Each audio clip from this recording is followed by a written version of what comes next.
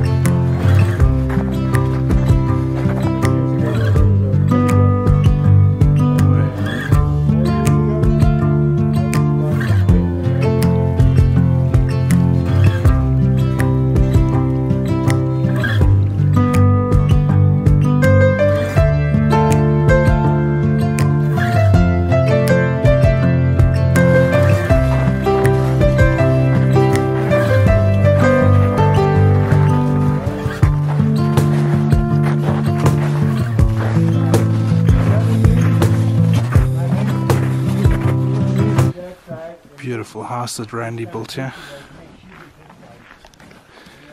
The workmanship is outstanding.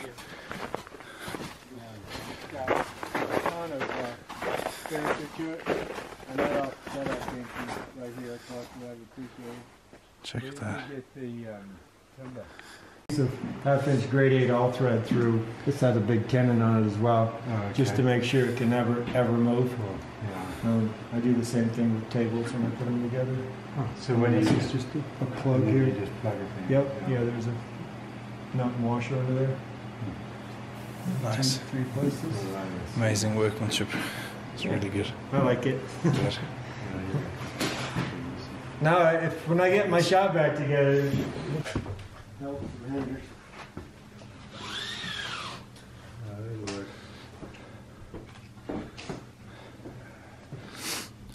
Really neat cabin. Everything, all the fixtures, everything built from scratch by hand by Randy. Trees, you didn't grow the trees? Ah, come on, Randy. Just kidding. Thank you very much. Look at that. It's amazing. Attention to detail.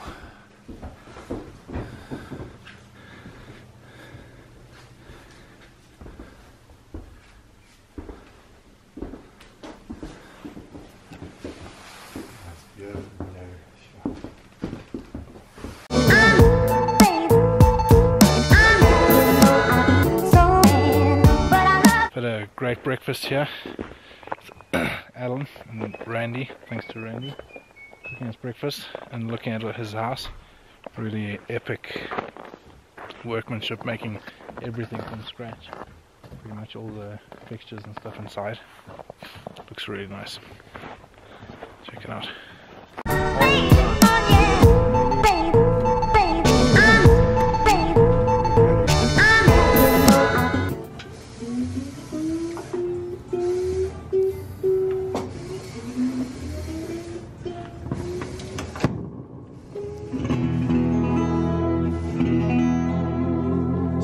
What makes it unique is, like, this is another resophonic style guitar, and they have a little thinner nasal ear and metallic-y tone. Yeah. And what I was really going for was a bassier, more well-rounded voicing. Okay. And that's why I made my body deeper and shorter, a little larger sound port. Okay. And so I get a nice bass out of it. The armature here is, if I depress the arm, it's loosening the tension on all of the strings. Yeah. So if that's how you get that vibrato.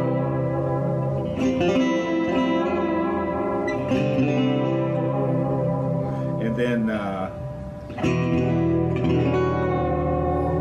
so it's very expressive. It's kind of an expression pedal is what they originally called anything that manipulated the tension of the strings. But so that's the down motion. Then the lateral motion is what a pedal steel guitar does with its first two foot pedals, which is it's just bending one string the whole time. Oh wow. So I can get that kind of quintessential Texas.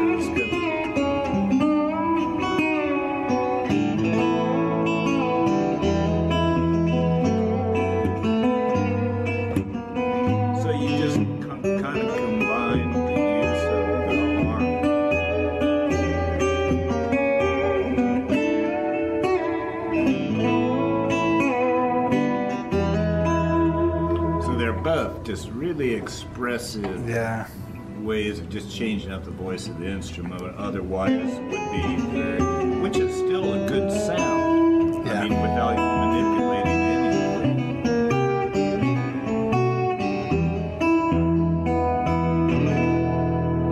But this opens up a lot of creativity.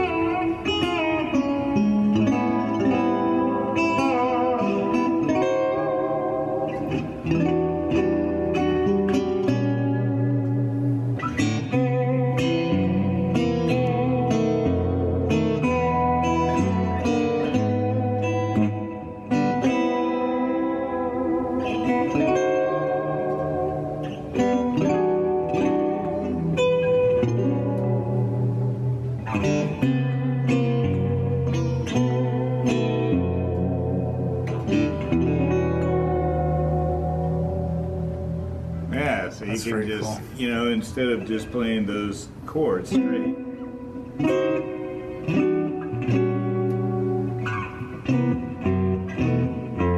when you can.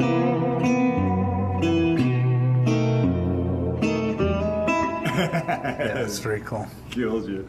I like it. It really does. It's actually a very functional. I think it's really beautiful. I like the look of it, but it puts a sharper break angle. As the strings travel past the nut, it drives them down. So what that does is make from the nut to the bridge more of a stable playing field, as opposed to having them just splay straight out without any kind of downward pressure. So it adds to the just the resonance of the instrument in a lot of ways. Yeah. Okay. So how long did it take you to come up with it? Oh golly, you know, it was a probably continual lifetime of experience. Yeah, right, kind of that part, but really it was a garage idea. I was playing resophonic guitar and I really wanted to have one with a vibrato. I thought, oh, that could be cool. And I started hunting around. Nobody made them. I got into some forums. Nobody knew of anybody making them, but they said if you make one, let us know. You know, so I tore apart an old resophonic guitar of mine, and I really spent almost a year figuring out the best mounting method for mounting the vibrato to an instrument, an acoustic instrument, and without any kind of side effect detriment problems. So once I figured I had a good stable way to mount it, then I played it for a year, and I took really exact measurements on, was it adding any cutting into the nut, was it cutting into the saddle, was it weakening my cone, was it affecting the biscuit, you know, just, and I figured out, I mean, it was doing nothing. It's super benign. So that's when I thought, okay, and I could do this. And I started really modifying other people's resophonic guitars with my vibrato system. And then and I was doing so many of them, I was like, stop there. I'll just make a guitar. My own. Yeah, that's cool. So the metal bodies, I bought over time about 120 bodies and necks, similar to what I'm buying out of San Francisco now, from a guy down in Texas.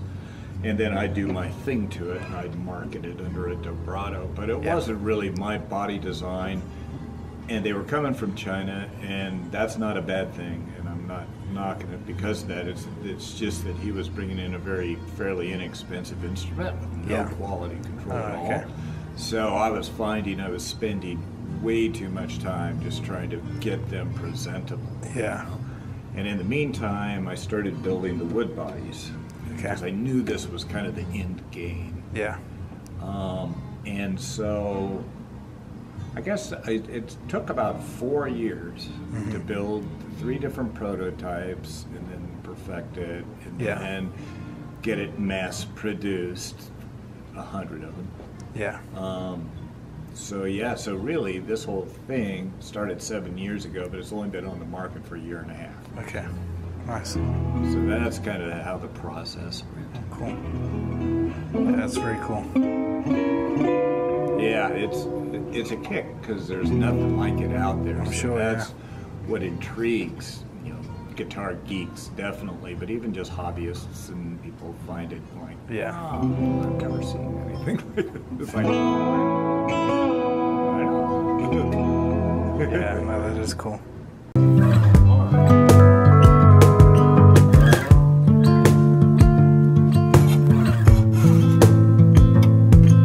gonna disappear now as well. Thanks, All right, buddy. Appreciate it. Hey, we'll see you soon. You take care.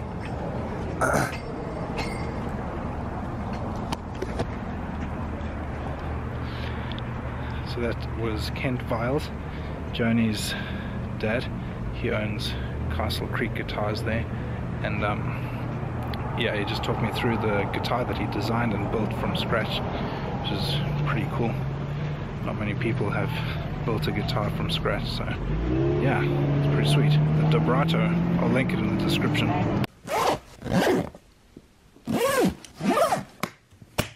Alright guys, check out the new cap. Got that from Connor Clark from Trader's Rendezvous here in Gunnison. Pretty sweet. I only met him this trip, and yeah, he gave me this cap. He's a cool guy. He's currently hunting whitetail as we speak, which is neat. But yeah, otherwise I am busy packing, struggling a little bit with weight. Currently that bag's like 24.5 kgs. This bag, no idea, but I think it's pretty heavy, so who knows. It's an interesting situation. Last supper.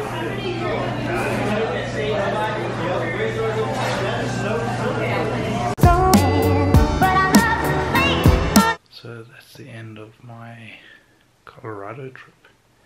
Well, Colorado and Utah. It's been pretty epic.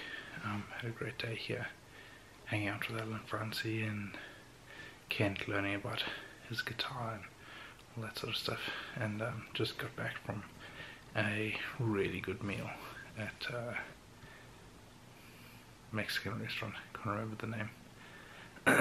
Anyway, it was really good. Probably the first proper Mexican food that I've eaten in the US, so that was a pretty good start.